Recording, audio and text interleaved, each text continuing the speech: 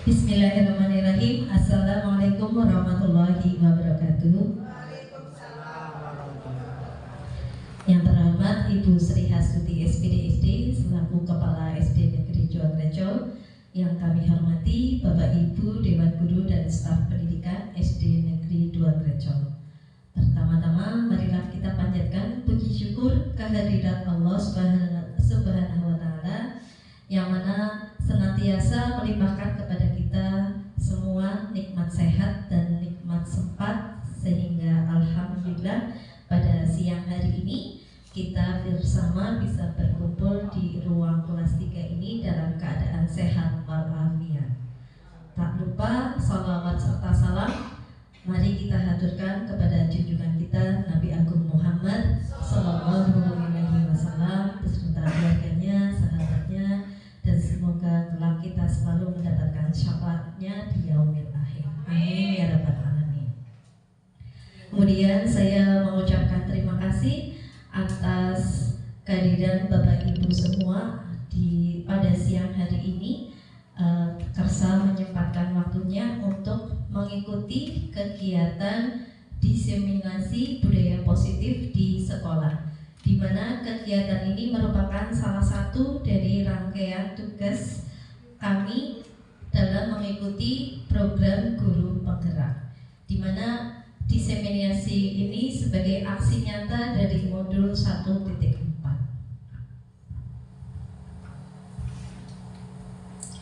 Sebelum kita memulai acara siang hari ini, saya mohon kesediaan Bapak Ibu semua untuk jumeneng sekedar berdiri dulu. Kita ice breaking sebentar.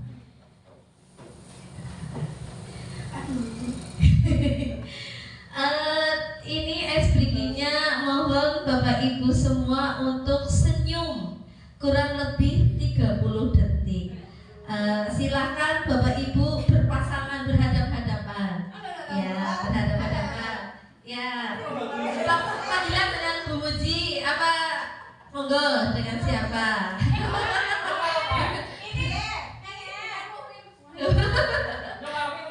Ya, monggo. Oke, Bu Muji dengan enggak apa-apa. Nanti tolong ditatap mata temannya nggih Bapak Ibu. Nanti setelah saya beri aba-aba, berikan senyum yang selebar-lebarnya, seikhlas-ikhlasnya sampai kelihatan giginya. Nah, gak apa-apa, bisa ya Bapak Ibu. Kurang lebih 30 detik. 1, 2, 3. Ya, sampai tersenyum giginya. Silakan tatap mata pasangannya. Nah ya, senyum. Jadi akhirnya kita tertawa ini. Terima kasih, monggo. Silakan duduk kembali. Ya, itu ice breaking sebentar. Ini dengan tersenyum. Jadi kita membuat aura positif dengan tersenyum, yaitu kita tidak boleh pelit senyum ya. Salah satu ibadah itu dengan senyum. Kita bisa tersenyum dengan siapapun, siapa saja, kapanpun, dimanapun. Yang penting jangan senyum-senyum sendiri. Nah, ini bisa kita praktekkan di kelas ketika murid-murid sudah capek, mungkin kita bisa ice breaking seperti itu. Baik, terima kasih Bapak Ibu. Sebelum memulai, kita awali dulu dengan mengucap basmalah bersama. Bismillahirrahmanirrahim. Nah, ini ada pendahuluan, ada sebuah gambar. Ini dasar filosofis pendidikan menurut Ki Hajar Dewantoro. Ini ada petani, petani yang bekerja di sawahnya. Nah, ini ada guru beserta muridnya. Di mana dari gambar ini ada filosofisnya, yaitu bahwa Ki Hajar Dewantoro mengumpamakan sekolah sebagai sebuah ladang tempat persemaian bibit. Agar bibit bisa berkembang secara maksimal, maka petani dapat memperbaiki kondisi tanah, memelihara memberi pupuk dan air, membasmi ulat-ulat atau jamur-jamur yang mengganggu hidup bibit tanaman, dan lain sebagainya.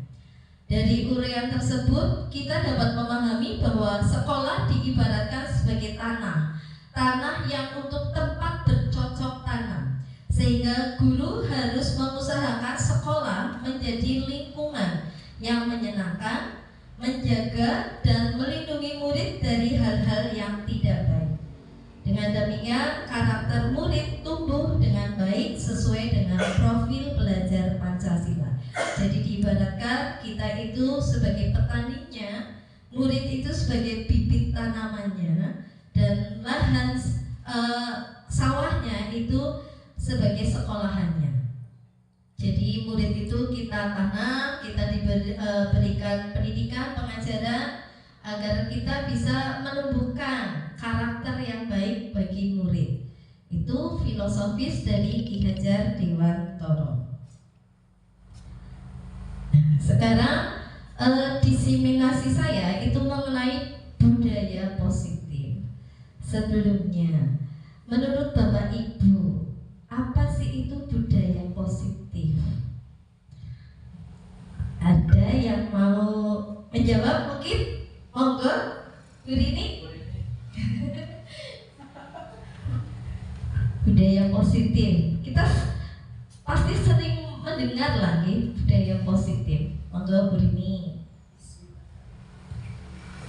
Menurut saya disiplin atau budaya positif itu menumbuhkan rasa yang didorong dalam dirinya sendiri untuk menumbuhkan kepercayaan diri.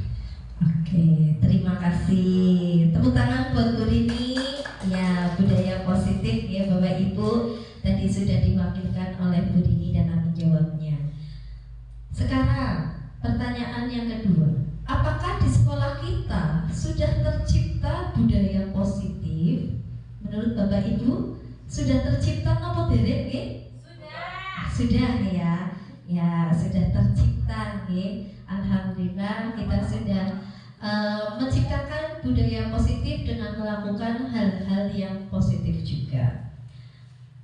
Di mana konsep inti dari budaya positif, nanti saya akan memaparkan mengenai disiplin positif, nilai-nilai kebajikan, teori motivasi perilaku manusia, hukuman dan penghargaan, keyakinan kelas, kebutuhan dasar manusia, 5 posisi kontrol, dan segitiga restitusi.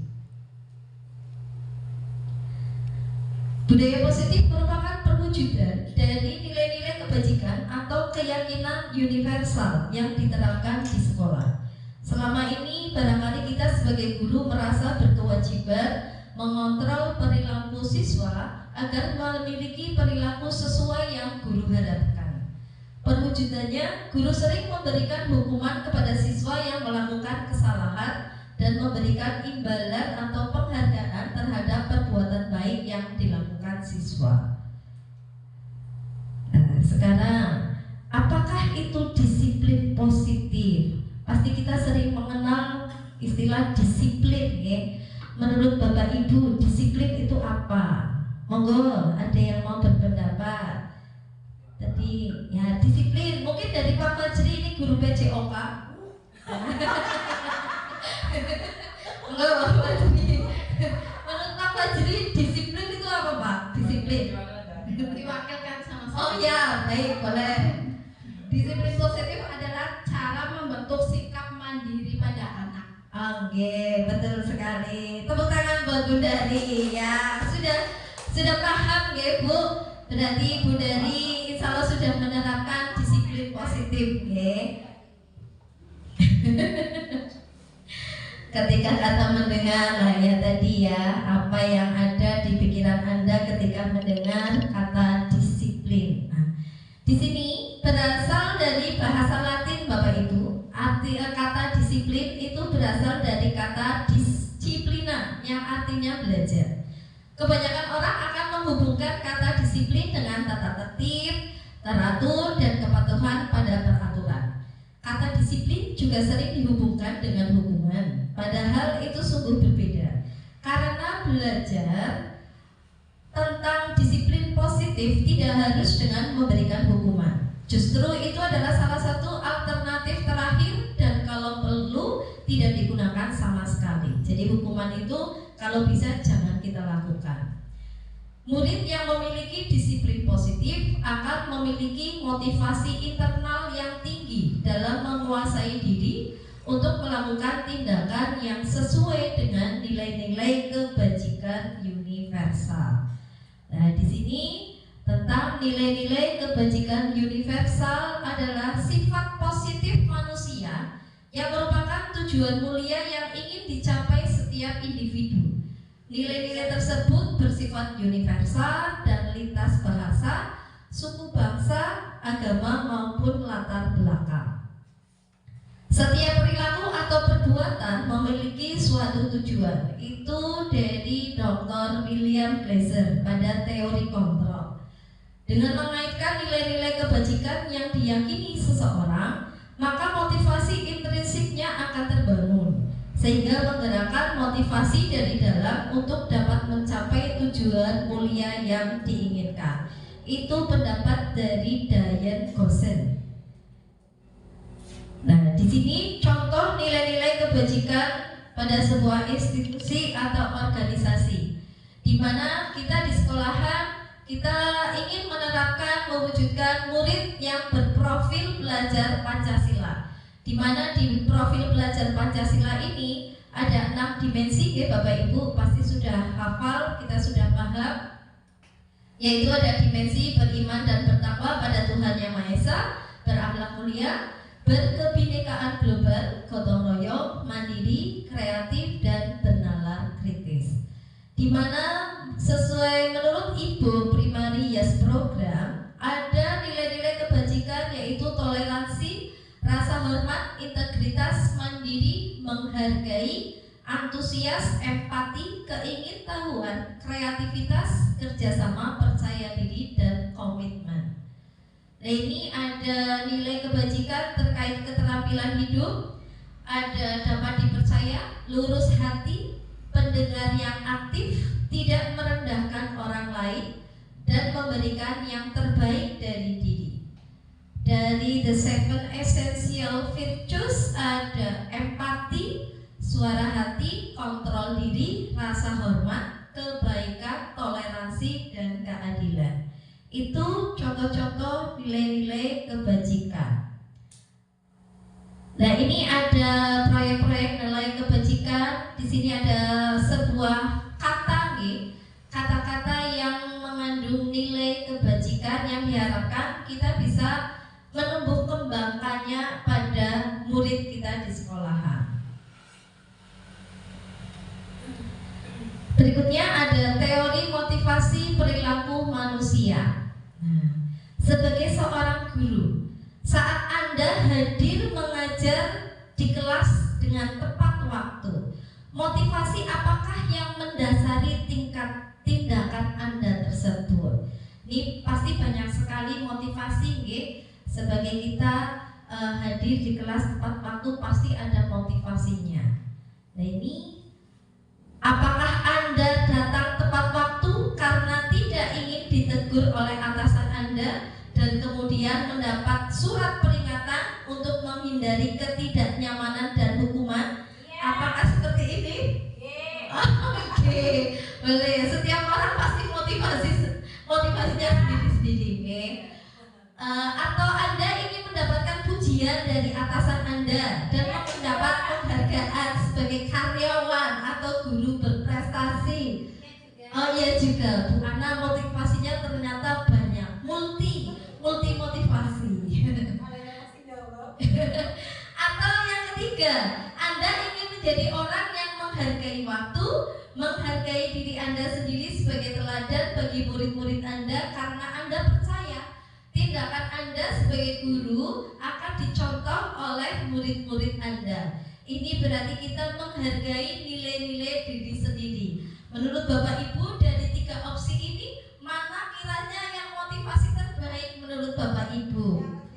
Nah, poin yang ketiga. Nah,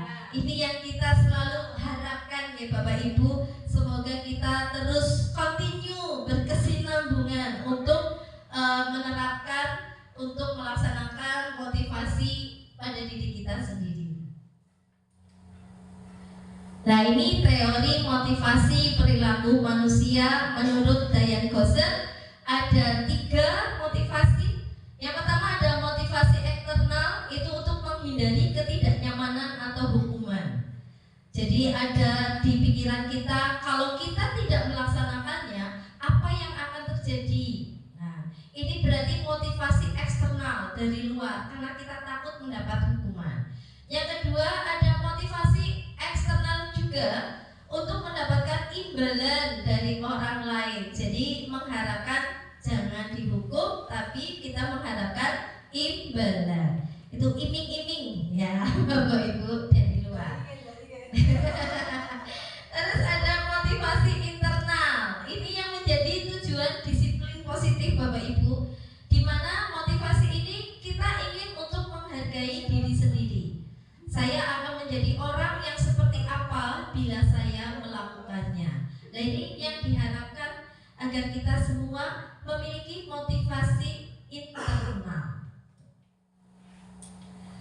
Yang selanjutnya ada hukuman, konsekuensi, dan restitusi. Mungkin kita sudah sering mendengar ya Bapak Ibu istilah-istilah ini, hukuman, konsekuensi, dan restitusi. Di mana nanti ada sebuah tabel Bapak Ibu tentang penerapan hukuman, konsekuensi, dan restitusi. Di mana kalau kita menerapkan hukuman, itu sebenarnya kita sudah melakukan sebuah identitas yang gagal. Di mana dampaknya bagi murid itu sendiri, nanti murid atau anak akan membenci peraturan. Nah, nanti ketika kita menerapkan disiplin tapi yang menerapkan konsekuensi, nanti dampaknya murid akan menghormati peraturan. Tapi kalau kita menerapkan disiplin menggunakan restitusi, nanti dampaknya murid atau anak akan menghormati dirinya dan juga akan orang lain. Jadi kita berharap kita berada di seperti ini ya Bapak Ibu, menerapkan disiplin menggunakan restitusi. Di sini restitusi merupakan sebuah pilihan di mana murid nantinya akan mendapatkan penguatan dan masalah terpecahkan, juga murid belajar bertanggung jawab untuk perilakunya. Itu nanti dampaknya jadi murid akan menghormati dirinya sendiri dan juga orang lain. Nah, ini ada 1, 2, 3, 4, 5, 6, 7. Ada 7 contoh kasus. Nanti saya minta Bapak Ibu bisa menentukan manakah yang termasuk hukuman, manakah yang termasuk konsekuensi. Coba dari Bu Sri, mungkin Bu Sri, mic-nya mana mic-nya? Menurut Bu Sri, kalau anak kita terapkan, misal kita sebagai guru menyuruh anak mencatat 100 kali di dalam buku kalimat, saya tidak akan terlambat lagi karena terlambat ke sekolah.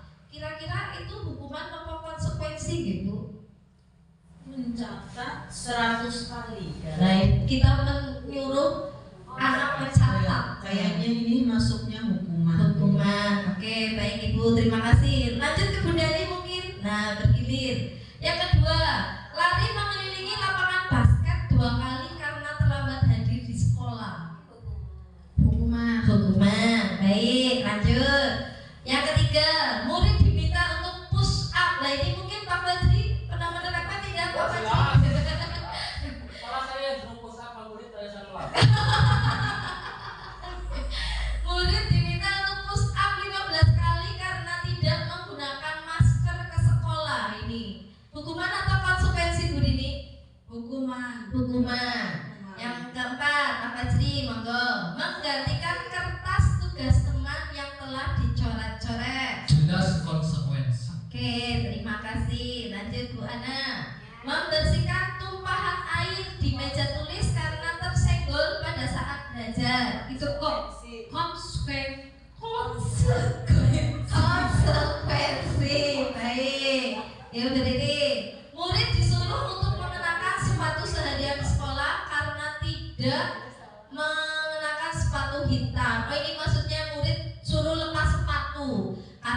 murid harusnya sepatunya hitam kok sepatunya warna-warni lah, disuruhnya tidak memakai sepatu seharian. Hukuman atau konsekuensi Bu?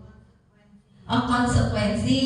Sekarang Bu Muji, yang terakhir Bu Muji, lari mengelilingi lapangan basket 2 kali karena terlambat 10 menit untuk pelajaran BCOK.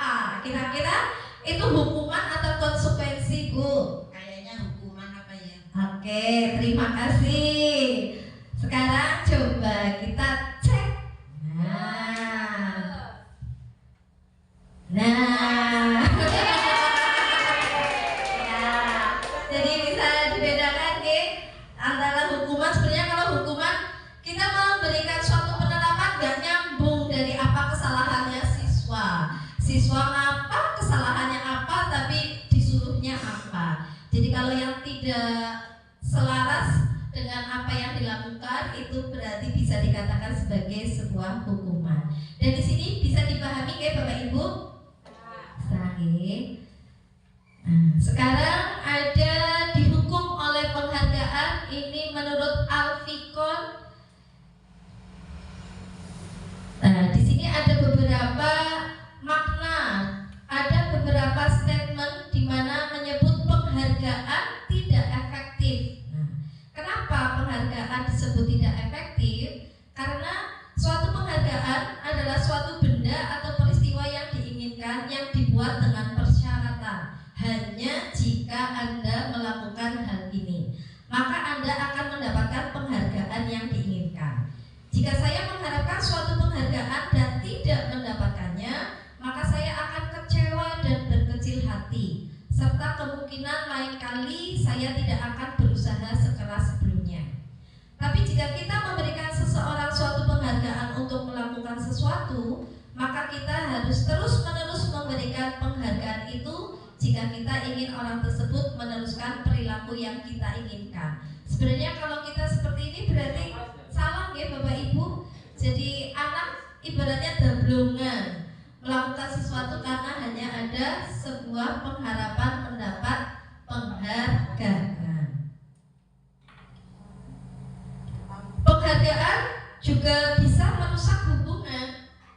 Ketika seseorang diberi penghargaan atau dipuji di depan orang banyak, maka yang lain akan merasa iri dan sebagian dari mereka akan tidak menyukai orang yang diberikan penghargaan tersebut. Nah ini iri dengki ya Bapak Ibu.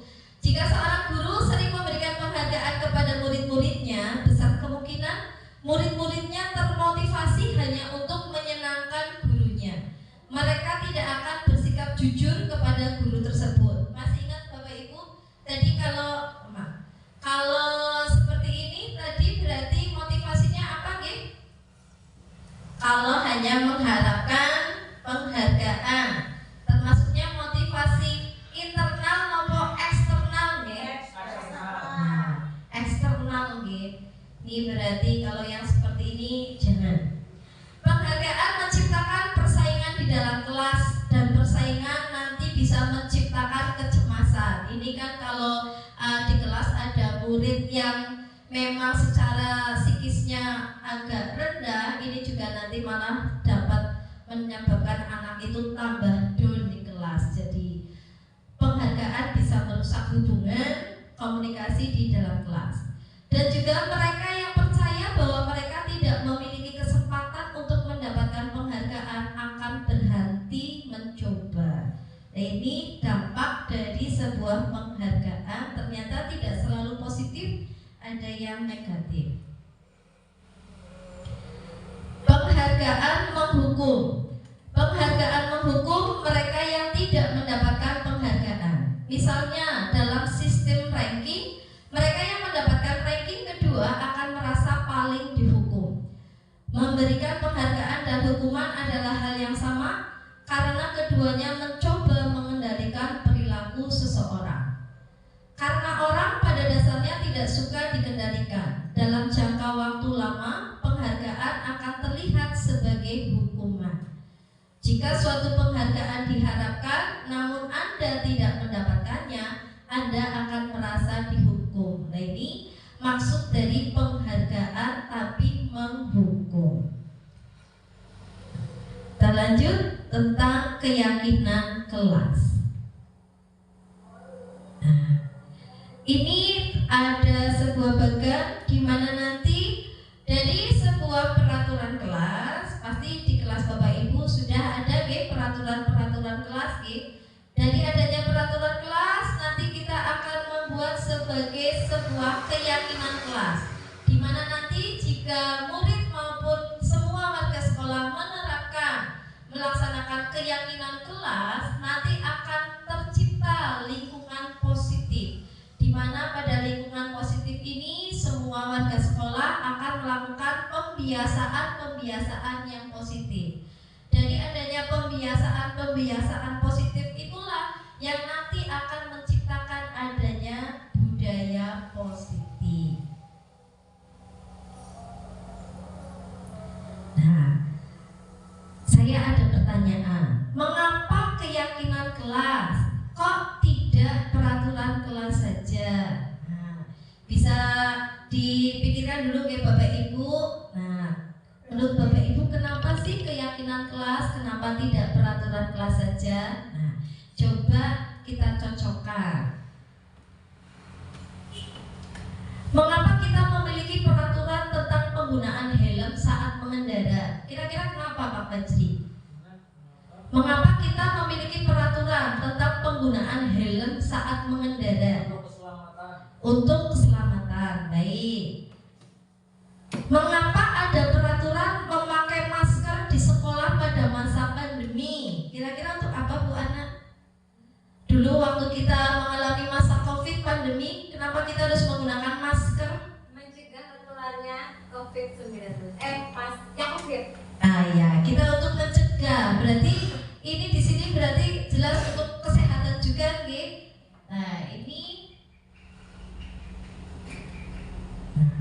dari dua contoh itu, dari peraturan-peraturan itu kita laksanakan secara baik dalam hati. Nah, peraturan-peraturan yang sudah kita laksanakan karena ada motivasi dari diri kita, nah kita sudah menganggap peraturan itu yang sudah baik. Kita meyakini dari peraturan-peraturan itu menjadi sebuah keyakinan. Di mana tadi kasus satu yang memakai helm pasti ada nilai-nilai keselamatan atau kesehatan. Itulah yang kita sebut sebagai keyakinan. Di mana keyakinan adalah nilai-nilai kebajikan universal yang disepakati secara tersirat dan tersurat, lepas dari latar belakang, suku, negara, bahasa maupun agama. Murid-murid pun demikian. Mereka perlu mendengarkan dan memahami arti sesungguhnya tentang peraturan-peraturan yang diberikan. Apa nilai-nilai kebajikan di balik peraturan tersebut dan apa juga tujuan utamanya. Jadi dari sebuah peraturan kita yakini dan dijadikan sebuah keyakinan. Di sini ada sebuah keyakinan kelas, yaitu setiap tindakan atau perilaku yang kita lakukan di dalam kelas dapat menentukan terciptanya sebuah lingkungan positif. Perilaku warga kelas tersebut menjadi sebuah kebiasaan yang akhirnya membentuk sebuah budaya positif. Dalam mewujudkan perilaku warga sekolah yang memiliki budaya positif, hal pertama yang perlu diciptakan dan disepakati adalah membuat keyakinan-keyakinan atau prinsip-prinsip dasar bersama di antara para warga kelas untuk mendapatkan nilai-nilai kebajikan yang disepakati bersama.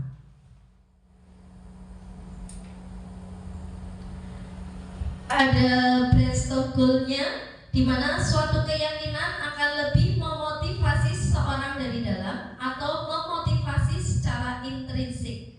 Seseorang akan lebih tergerak dan bersemangat untuk menjalankan keyakinannya daripada hanya sekedar mengikuti serangkaian peraturan yang mengatur mereka harus berlaku begini atau begitu, yang membuat ketidaknyamanan dan keterpaksaan.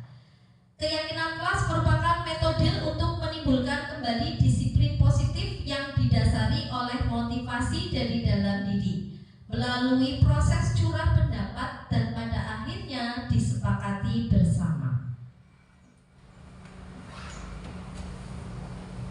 Nah, ini kira-kira Bapak Ibu, dari peraturan-peraturan ini kira-kira nilai kebajikan apa yang akan dituju? Dari peraturan, kembalikan barang ke tempatnya. Kira-kira nilai kebajikan apa yang akan kita inginkan? Terus dilarang mengganggu orang lain, hadir di sekolah 15 menit sebelum pembelajaran dimulai, dilarang melakukan kekerasan, dilarang menggunakan narkoba, bergantian atau menunggu giliran. Monggo, ada yang mau mencoba menjawab? Mau yang mana juga boleh. Kembalikan barang ke tempat. Nah, kembalikan barang ke tempat. Kira-kira nilai kebajikan apa yang ingin dituju, Bu Ana? Bertanggung jawab dan disiplin. Bertanggung jawab dan disiplin. Oke, baik sekali. Terima kasih. Terus yang lain mungkin dilarang mengganggu orang lain. Ayo yang senang Yang suka. Kembali ngerti jawabannya. Dilarang mengganggu orang lain. Nah, oke, kita skip ya Bapak Ibu. Mungkin Bapak Ibu sudah punya jawaban ya. Coba kita cek.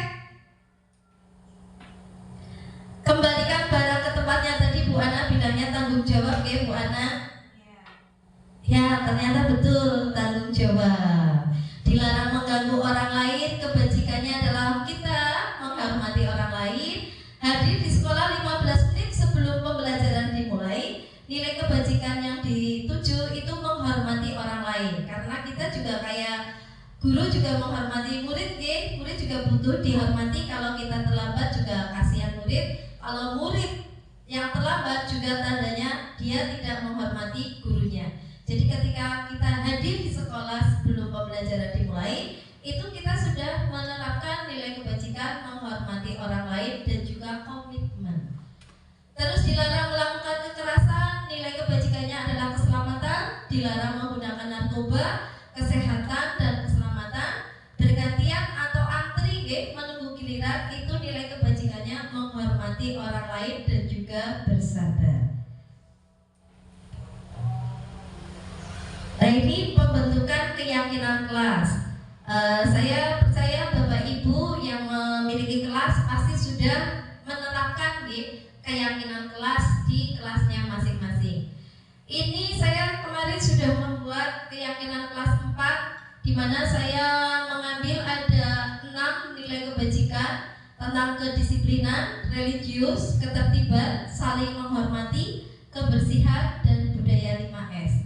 Dari 6 kebajikan ini saya rinci ada beberapa keyakinan kelas, di mana keyakinan kelas ini saya buat dengan menggunakan curah pendapat dari semua murid kelas 4. Untuk informasi bahwa keyakinan kelas itu memiliki sifat yang abstrak, berupa pernyataan yang universal, dibuat dalam pernyataan positif agar mudah diingat, juga harus sesuai dengan kondisi kelas atau sekolah sehingga mudah diterapkan, dan juga semua warga kelas dilibatkan dalam membuat keyakinan kelas. Jadi penggunaan kalimatnya harus positif. Tadinya dilarang berisik, itu kan kalimat negatif, ketika dimunculkan dalam sebuah keyakinan kelas, kita harus mengubahnya menjadi kalimat positif. Mungkin dilarang berisik menjadi harap tenang, ya, berbicara yang sopan, tertib, betul sekali. Contoh-contoh keyakinan kelas saya ambil cuma 3. Contohnya ada berangkat tepat waktu, berdoa sebelum dan sesudah pembelajaran, senyum, sapa, salam, sopan, dan santun. Ini di tiap kelas kan juga sudah ada, kita sudah ada bannernya di tiap kelas. 5S, budaya 5S.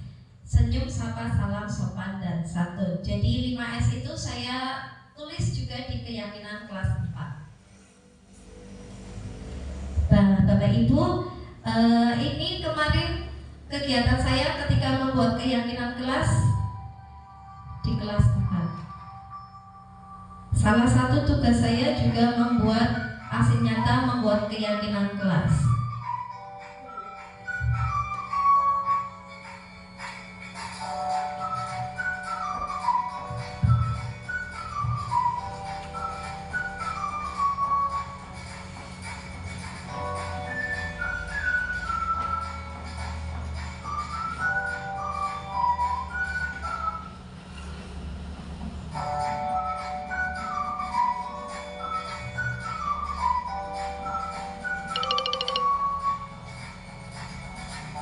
Dokumentasinya saya video nggih.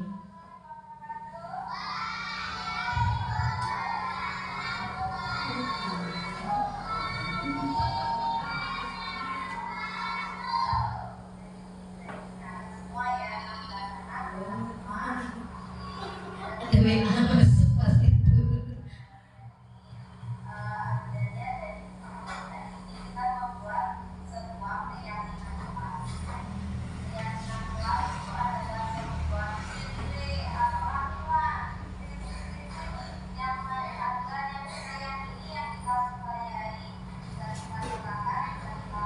Ya, jadi ketika membuat keyakinan kelas, guru juga harus memaparkan apa itu keyakinan kelas.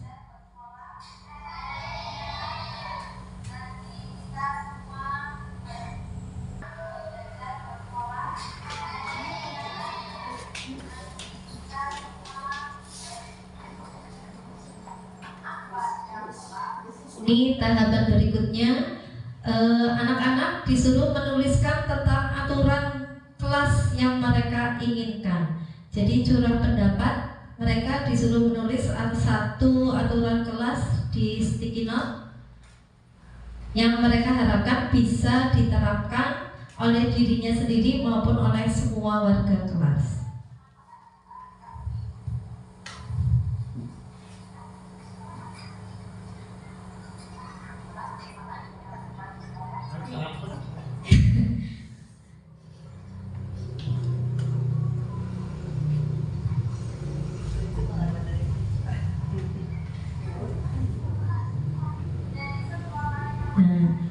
Dari aturan-aturan kelas yang sudah mereka tulis, terus kita kelompokkan untuk mencari nilai-nilai kebajikan yang ada berdasarkan aturan kelas yang sudah ditulis. Dan juga di situ anak-anak kelas 4 itu menuliskannya juga menggunakan kalimat negatif. Jadi saya bersama anak-anak untuk membimbing anak-anak untuk mengubah dari kalimat negatif menjadi kalimat yang berdisiplin positif.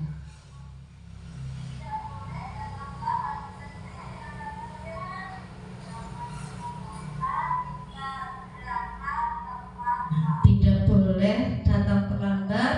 Ada anak yang menjawab berangkat tepat waktu. Itu ada maksudnya. Jadi dari aturan-aturan kita bercurah pendapat untuk mencari beberapa keyakinan kelas.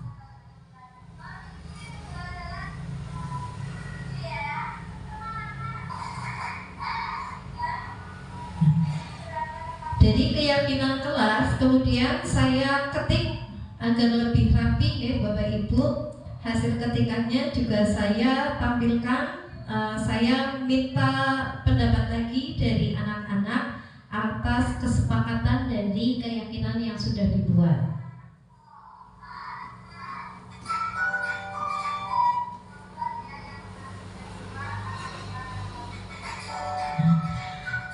Untuk kesepakatan, kami satu persatu menandatangani apa yang sudah diyakini menjadi sebuah keyakinan kelas.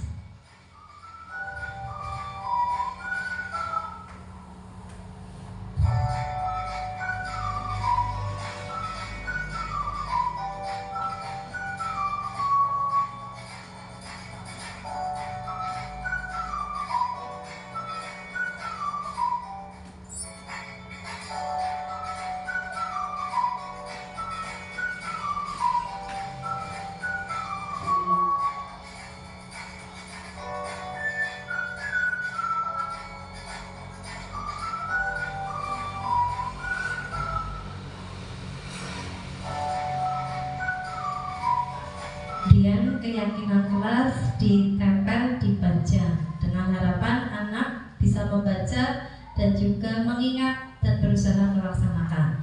Setelah itu saya juga melakukan refleksi, meminta refleksi umpan balik dari siswa, dari murid. Saya membagikan lembar umpan balik terdiri dari 3 pertanyaan dan mereka disuruh menjawab. Dan ini juga saya ambil testimoni dari 4 perwakilan.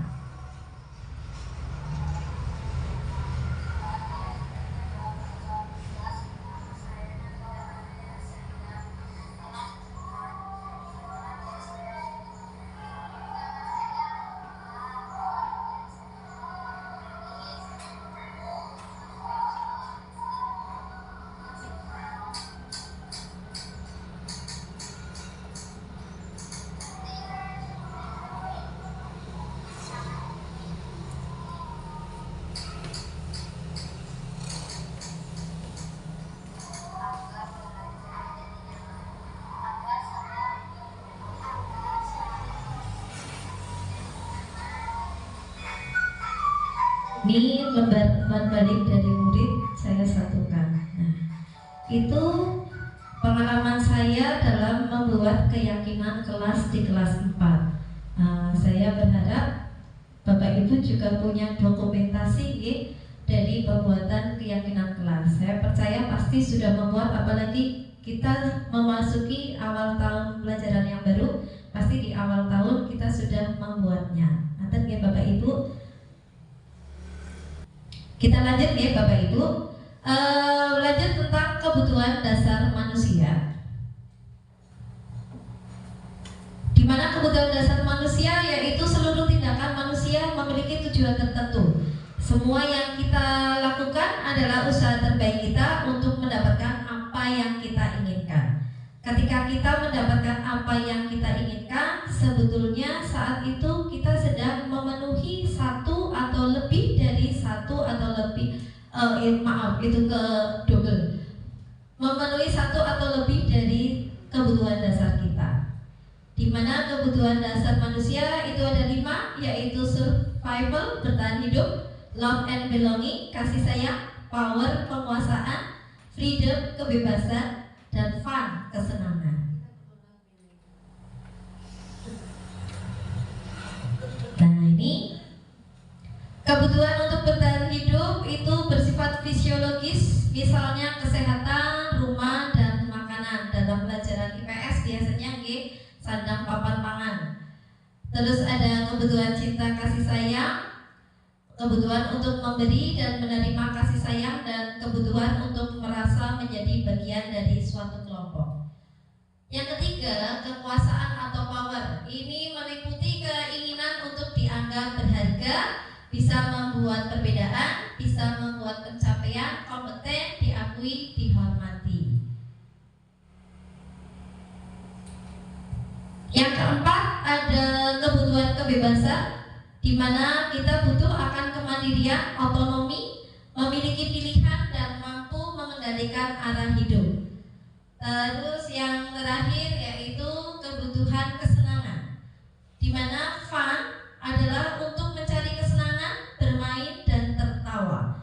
Anak-anak dengan kebutuhan dasar kesenangan yang tinggi biasanya ingin menikmati apa yang dilakukan. Dari kebutuhan dasar itu, mari kita analisis sebuah kasus berikut ya Bapak Ibu. Tahun ini Dimas genap berusia 17 tahun. Ia senang sekali ketika ayahnya mulai mengajarkan cara menyetir mobil. Setiap akhir pekan ia berlatih menyetir. Ia terlihat senang sekali berlatih sampai akhirnya ia bisa menyetir mobil dengan baik dan lancar. Ketika ibunya bertanya pada Dimas, apa yang membuat dia ingin bisa menyetir mobil? Ketika jawaban Dimas adalah seperti ini, nanti akan ada beberapa opsi jawabannya Dimas.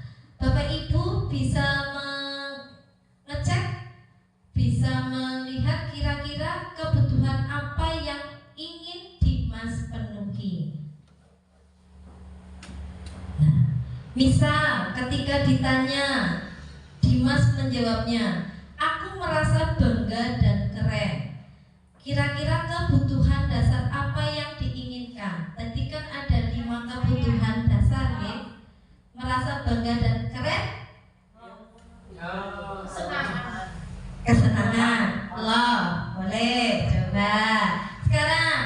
kedua, biar bisa jalan-jalan naik mobil sama temanku. Itu fun. Fun, kesenangan. Menyetir mobil itu seru. Survival. Survival. Survival, boleh. Banyak beragam jawaban ya Bapak Ibu. Kita sekarang cross check. Coba. Aku merasa bangga dan keren itu kebutuhan penguasaan ternyata Bapak Ibu. Bisa jalan-jalan naik mobil sama temanku tadi fun ya. Kasih sayang dan rasa diterima karena dia ngajak temannya kan, jadi dipedulikan sama temannya. Menyetir mobil itu seru. Kesenangan. Nah itu.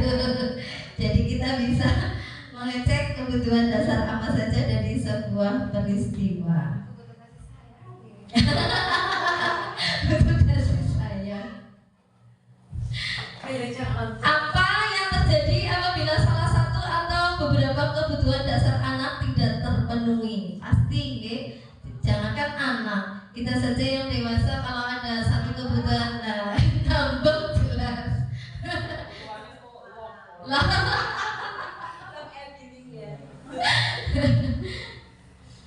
Ketika seorang murid melakukan suatu perbuatan yang bertentangan dengan nilai-nilai kebajikan atau melanggar peraturan, hal itulah sebenarnya mereka itu sedang gagal memenuhi kebutuhan dasar mereka. Jadi ketika kita menghadapi kasus anak berbuat apa, kita harus bisa memahami dia sedang memenuhi kebutuhan dasar apa. Jadi terkait tentang kebutuhan dasar dan berimbas tentang perilaku, nanti kita sebagai guru juga harus bisa menerapkan 5 posisi kontrol. Di mana 5 posisi kontrol yaitu ada sebagai penghukum, pembuat rasa bersalah, sebagai teman, pemantau atau manajer.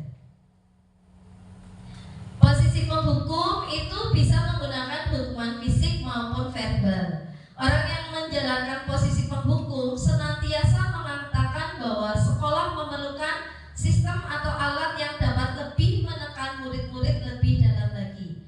Guru pada posisi penghukum akan sering berkata, patuhi aturan saya, atau awas, kamu selalu aja salah, pasti selalu yang terakhir selesai.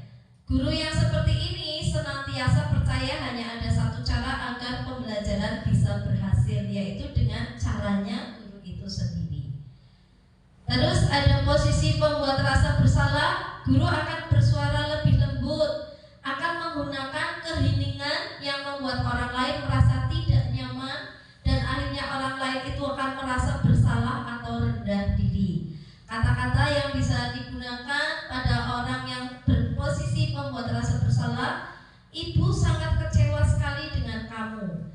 Berapa kali bapak harus memberitahu kamu ya? Gimana coba kalau orang tua kamu tahu kamu berbuat begini? Jadi guru yang menerapkan posisi seperti ini akan membuat murid merasa tidak berharga dan telah mengecewakan orang-orang yang disayanginya. Terus ada posisi teman, di mana guru pada posisi ini tidak akan menyakiti murid, namun akan tetap berupaya mengontrol murid melalui persuasi. Kalimatnya contohnya, ayo bantulah demi bapak ya. Ayo ingat tidak bantuan bapak selama ini. Ingat tidak bantuan bapak selama ini. Ya sudah, kali ini tidak apa-apa, nanti ibu bantu bereskan. Hal negatif dari posisi teman, Bapak Ibu, bahwa saat guru tersebut tidak membantu, maka murid akan kecewa dan berpikir, saya pikir Bapak Ibu teman saya. Jadi murid nantinya akan merasa dikecewakan dan tidak mau berusaha kembali. Terus ada posisi pemantau. Memantau berarti mengawasi. Pada saat kita mengawasi, kita bertanggung jawab atas perilaku orang-orang yang kita awasi. Di sini kalimatnya, contohnya kita bertanya, peraturannya apa? Apa yang telah kamu lakukan? Sanksi atau konsekuensinya apa? Di mana posisi pemantau berawal dari teori stimulus respon yang menunjukkan tanggung jawab guru dalam mengontrol murid. Terus ada posisi manajer, ini yang posisi terakhir, di mana posisi guru itu berbuat sesuatu bersama dengan murid, mempersilahkan murid mempertanggungjawabkan perilakunya, mendukung murid agar dapat menemukan solusi atas permasalahannya sendiri. Di sini penekanan bukan pada kemampuan membuat konsekuensi, namun dapat berkolaborasi dengan murid bagaimana memperbaiki kesalahan yang ada. Ini yang diharapkan bahwa kita sebagai guru bisa menempatkan posisi kita sebagai manajer dalam mengontrol murid. Ketika berada pada posisi manajer, guru berkata, apa yang kita yakini, ini kita kembali menanyakan tentang keyakinan kelas yang sudah dibuat dan disepakati bersama. Apakah kamu meyakininya? Jika kamu meyakininya, apakah kamu bersedia memperbaikinya? Jadi ketika kita membimbing murid untuk dapat mengatur dirinya, jadi seorang manajer bukannya memisahkan murid dari kelompoknya, tapi mengembalikan murid tersebut ke kelompoknya dengan lebih baik dan kuat. Ini ada tabel perbedaan 5 posisi kontrol, di mana nanti sebagai penghukum dampak pada murid, mereka akan mengulangi kesalahan. Ketika guru pada membuat orang yang merasa bersalah, murid merasa rendah diri, minder, tambah minder. Ketika kita menempatkan diri kita, guru sebagai temannya murid, dampak pada murid, mereka akan lemah, tidak mandiri, dan tergantung kepada gurunya. Ketika kita sebagai pemantau, dampak pada murid yaitu menitik beratkan pada sanksi atau hadiah untuk dirinya. Tapi ketika kita memposisikan diri sebagai manajer, dampak pada murid, mereka akan mengevaluasi diri, bagaimana cara memperbaiki diri. Nah, inilah yang kita harapkan bahwa kita sebagai guru bisa menempatkan diri kita sebagai manajer. Nah, dari 5 posisi kontrol Bapak Ibu, coba dari beberapa kasus ini, kira-kira posisi manakah kita? Saya kecewa sekali dengan kamu. Kalau kita sebagai guru bilang seperti itu ke anak, berarti kita sebagai posisi apa, Gim? Kedua. Saya kecewa sekali dengan kamu. Posisi yang kedua apa tadi? Posisi yang kedua? Itu yang bikin kedua. Tadi yang pertama penghukum, kedua pembuat rasa bersalah, ada teman, pemantau, dan manajer. Pembuat rasa bersalah. Yang kedua, kamu tidak pernah benar melakukannya. Hukum. Baik, Bu Riri. Ayolah lakukan demi Bapak Ibu. Teman apa pemantau? Teman. Apakah kamu mau mendapatkan stiker bintang hari ini? Pemantau, ya. Bagaimana kamu bisa menyelesaikan masalah ini? Manajer. Baik, kamu selalu yang paling terakhir. Penghukum. Ya. Kita cross check,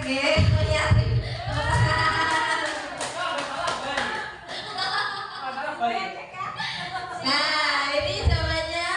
Saya kecewa sekali membuat orang merasa bersalah. Kamu tidak pernah benar menghukum. Lakukan demi Bapak, Ibu, teman, mendapatkan stiker, memantau, menyelesaikan masalah ini, manajer. Kamu selalu yang paling terakhir menghukum. Ya, ternyata betul semua jawaban kita. Ya, sumpah berarti untuk posisi kontrol Bapak Ibu sudah paham ya berarti. Terus untuk refleksi diri, berada di manakah kita sekarang Bapak Ibu? Kita sekarang berada di posisi sebagai apa? Dalam diri kita masih aku seperti itu lah. Itu dikip untuk masing-masing ya Bapak Ibu. Cuma kalau misal kita masih belum berada di posisi manajer, kita harus bisa berproses ya. Itu yang kita harapkan. Mari kita semua berproses agar kita bisa menempatkan diri pada posisi manajer. Ini tentang segitiga restitusi, di mana ada tahapan dalam segitiga restitusi. Yang pertama adalah menstabilkan identitas, kedua validasi tindakan yang salah, dan yang ketiga menanyakan keyakinan. Biasanya gitu salah Mbak. Aktivis. Boleh? Silakan yang mau isi boleh. Kuncinya ini Mbak. Di mana segitiga restitusi ini kita harapkan ketika kita sebagai seorang manajer dalam menangani sebuah kasus, kita bisa menggunakan yang namanya segitiga restitusi, yaitu proses menciptakan kondisi bagi murid untuk memperbaiki kesalahan mereka sehingga mereka bisa kembali pada kelompok mereka dengan karakter yang lebih kuat. Segitiga restitusi itu adalah sebuah tahapan untuk memudahkan para guru dan orang tua dalam melakukan proses untuk menyiapkan anaknya untuk melakukan restitusi. Jadi memperbaiki kesalahan mereka.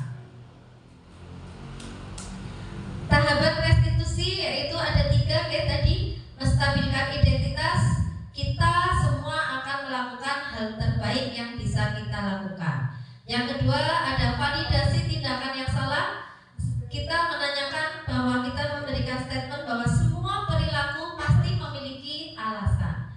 Dan tahapan ketiga menanyakan keyakinan. Kita semua memiliki motivasi internal. Ini kembali kita membahas tentang keyakinan yang sudah dibuat bersama. Pada tahapan menstabilkan identitas, tujuannya adalah untuk mengubah identitas anak dari orang yang gagal karena melakukan kesalahan menjadi orang yang sukses. Di mana tahapan menstabilkan identitas dengan cara mengatakan, ini kalimat-kalimat yang bisa dikatakan oleh seorang guru, berbuat salah itu tidak apa-apa, tidak ada manusia yang sempurna. Saya juga pernah melakukan kesalahan seperti itu. Kita bisa menyelesaikan ini. Kamu berhak merasa begitu, atau bapak atau ibu tidak tertarik mencari siapa yang salah, tapi mari kita mencari solusi dari masalah ini. Ini ketika kita melakukan tahapan yang pertama. Untuk tahapan yang kedua yaitu memvalidasi tindakan yang salah. Dari tahapan ini kalimat-kalimat yang bisa guru katakan mungkin masih terdengar asing buat guru, tapi kalau kita katakan dengan nada tanpa menghakimi, pasti akan memvalidasi kebutuhan murid. Kita bisa berkata, padahal kamu bisa melakukan yang lebih buruk lagi ya. Kamu pasti punya alasan melakukan itu. Kamu patut bangga pada dirimu sendiri karena kamu telah melindungi sesuatu yang penting buatmu. Atau kamu boleh mempertahankan sikap itu, tapi kamu harus menambahkan sikap yang baru. Dan tahapan yang ketiga pada segitiga restitusi adalah menanyakan keyakinan, di mana kita menyatakan bahwa kita pada dasarnya termotivasi secara internal.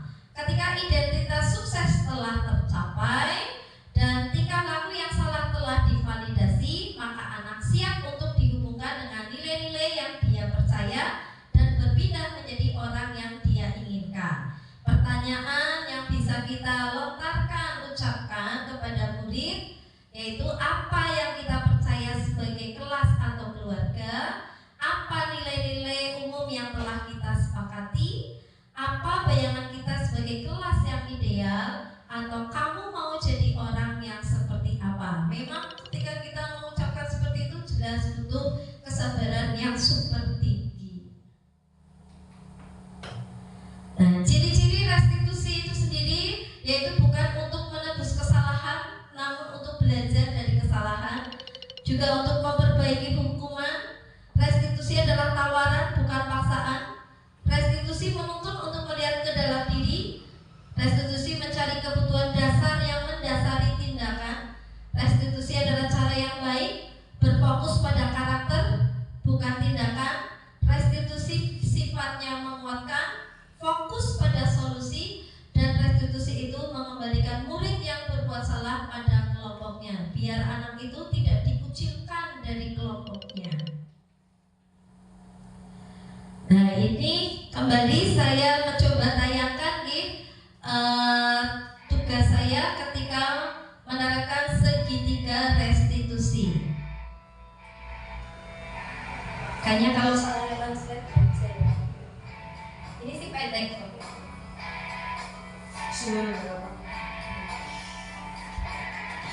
Aman Fabila? Apa sudah ganti?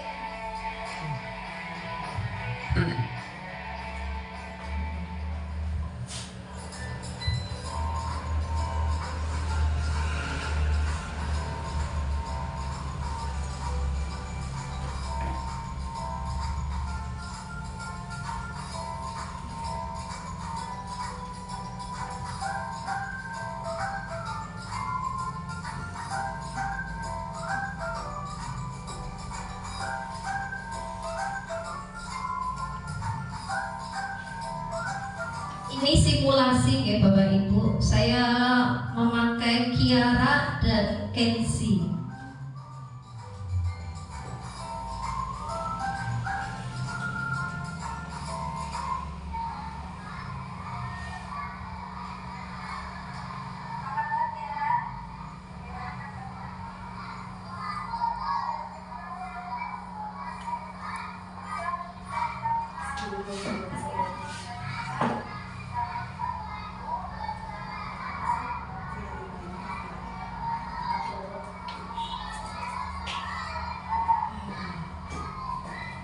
Bilang masih temen kan.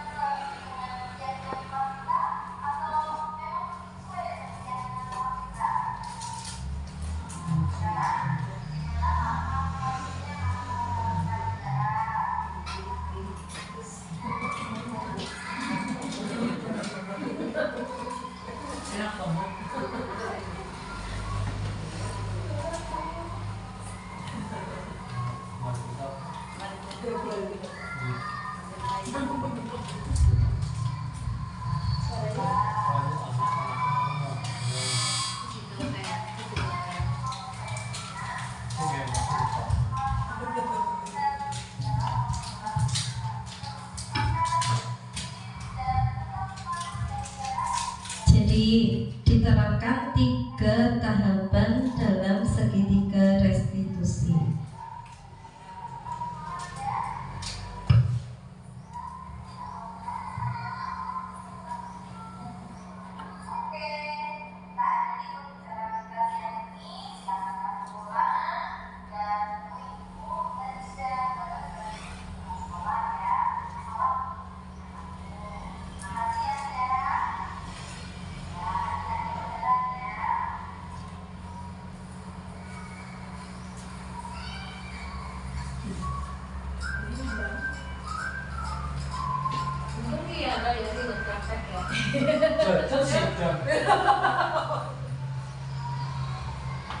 Kiara Satset.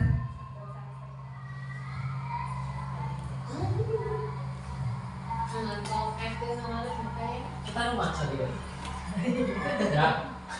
Daripada Daripada ya. Sebenarnya tulisannya pernah pakai lagi gue, pakai kita pakai. Kasus yang kedua, saya pakai Alvaro Kenzi Septara.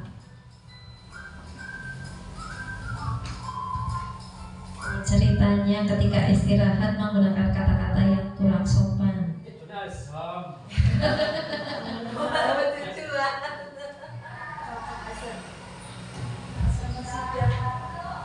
Asam. Ngomong sarung. Dulu bensin ngomong sarung.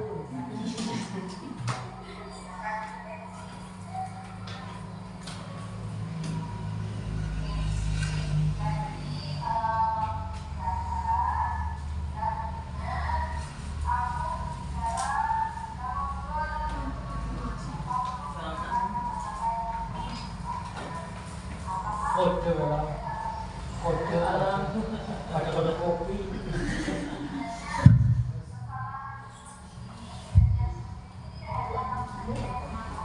Ini di kompos sih.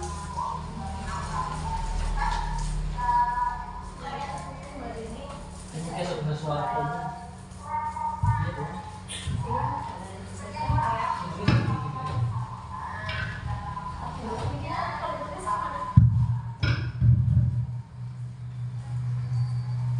Ini fokusnya masuk, suaranya masuk ke infus.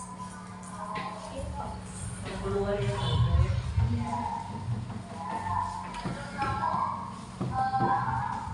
Ini kan bisa untuk kayak bisa.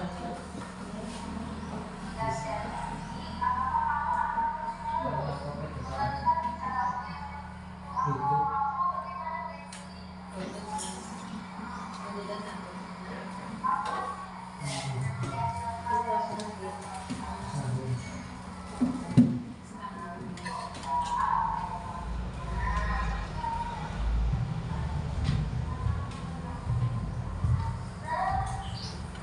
Jadi ketika anak melakukan sebuah tindakan yang menyimpang dari keyakinan kelas, pada tahap ketiga kita menanyakan lagi tentang keyakinan kelas yang telah dibuat agar mereka bisa mempertanggungjawabkan apa yang telah mereka lakukan sesuai dengan keyakinan kelasnya.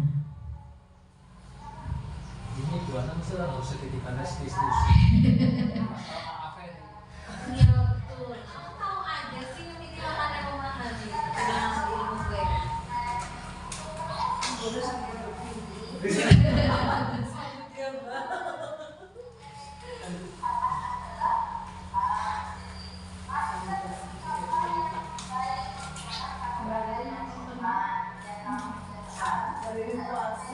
Ya, tolong diinget-inget naik, sampainya. Oh, baik, naik.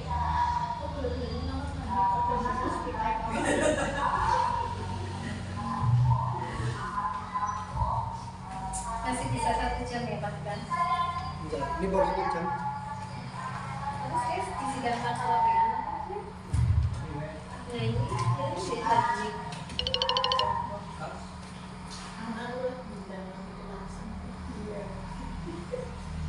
Oh, langsung lah.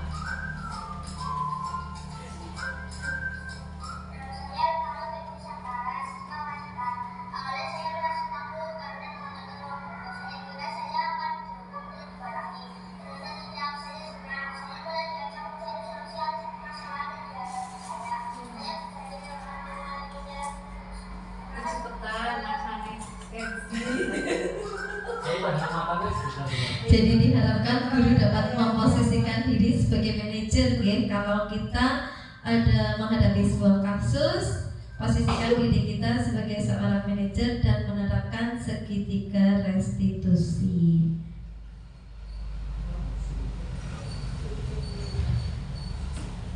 Nah, ini Bapak Ibu sebagai refleksi bahwa modal utama dalam menumbuhkan budaya positif adalah disiplin diri.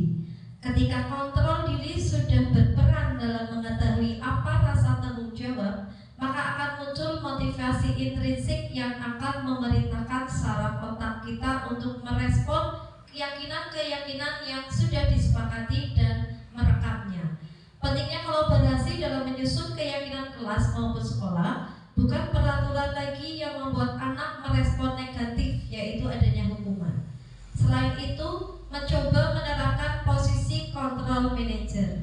Mengapa? Karena kembali lagi ke pemikiran dari Ki Hajar Dewantoro, yaitu tujuan kita, peran kita sebagai guru adalah berpihak pada murid dengan segala nilai-nilai yang kita miliki, baik mandiri, inovatif, dan kreatif untuk mewujudkan profil belajar Pancasila. Demikian presentasi diseminasi dari saya, kurang lebihnya mohon maaf.